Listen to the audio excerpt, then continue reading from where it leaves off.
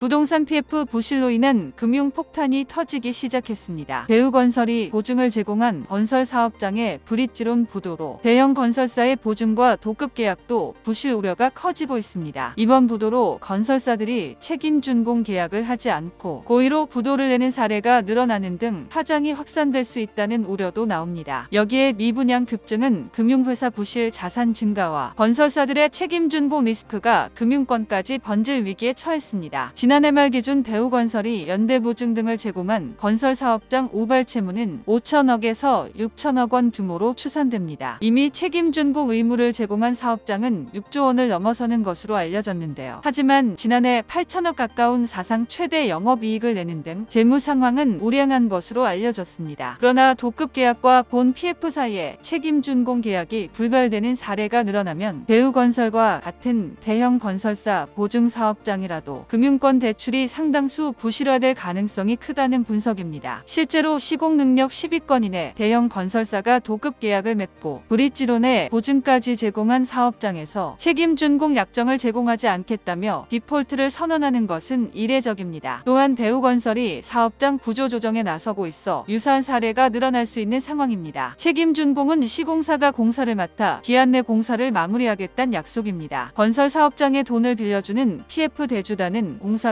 설계대로 적게 이뤄지지 않거나 준공 허가를 받지 못하면 아파트를 분양받은 사람들의 이주가 늦어지고 PF 대출 회수도 어려워집니다. 이 때문에 건설사의 책임 준공은 브릿지론에서 본 PF로 넘어가는데 필수적인 신용보강 수단입니다. 금융회사가 건설사 책임 준공을 믿고 PF 대출을 하면 시행사업자는 그 돈으로 브릿지론을 상환하고 도급 계약을 맺은 건설사에 공사비 등을 지급합니다. 건설사 책임 준공 약정 없이는 본 PF도 성사되기 어렵고 공사비를 지급할 돈도 없어 사업을 진행할 수 없는데요. 이 경우 기존 브릿지론은 사업이 정상 진행될 때까지 계속 연장하거나 끝까지 사업에 참여할 건설사가 나타나지 않으면 디폴트로 이어지게 됩니다. 미분양 아파트 증가도 문제입니다. 부동산 경기 악화로 사업성이 떨어져 중소형 건설사뿐 아니라 대형 건설사도 공사 도급 계약을 하고도 사업을 추진하지 않는 상황이 발생할 수 있는데요. 국토교통부에 따르면 지난해 말 기준 전국 미분양 물량은 68,107가구로 1년 전 17,710가구보다 4배 가까이 급증했습니다. 특히 지난해 11월과 12월 미분양 가구 수가 2달 연속 1만 가구 넘게 증가해 미분양 물량이 부동산 PF 부실을 가속화할 거란 전망마저 나옵니다. 대형 건설사라도 사업성이 떨어지는 공사를 맡아 손실을 감수할 회사는 적어 보입니다. 아파트 분양가 하락이 멈추지 않아 사업 동력이 약화되고 있기 때문입니다. 또한 레고랜드 사태로 올해 중소형 건설사 중심으로 부동산 PF 부실은 예견돼 있어 충당금을 쌓는 등 위기 대응에 나섰지만 대형 건설사들이 보증을 제공한 사업장까지 수익성을 따져 사업 참여 여부를 고민하는 분위기라 중소형 증권사와 지난해 6월 PF 대출 잔액이 26조 원을 넘긴 캐피탈사의 부실이 확대될 것으로 보입니다.